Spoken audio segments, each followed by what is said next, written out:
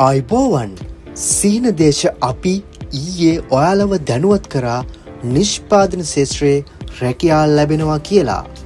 2026 6වෙනි මාසේ 2 වෙනිදා නිෂ්පාදන ශේත්‍රයේ රැකියාවලට අයදුම් කරන්න පුළුවන්.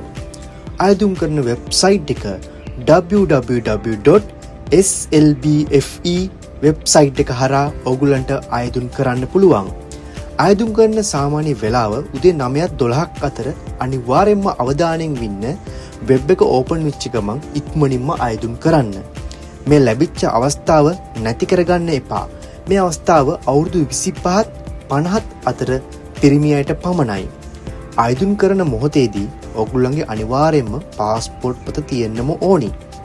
ඒ වගේම ඕගොල්ලන් ගොඩක් දෙනෙක් මේ වෙද්දි හිතනවා ඇති පහුගිය දවස්වල නිෂ්පාදන ශේත්‍රයේ රැකියාවලට අයදුම් කරා. අයදුම් කරපුවාට තාම ඉන්ටෝ ආවේ නැහැ.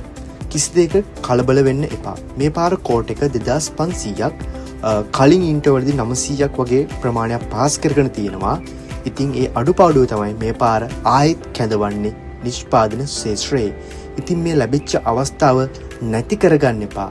ඊශ්‍රායල් කියන රටකට ගිහිලා වර්ක් කරන්න නිෂ්පාදන ශේත්‍රයේ ඔයාලගේ සීනේ සැබෑ කරගෙන ලැබෙන්න කියලා සීන දේශය අපි සුබපතනවා.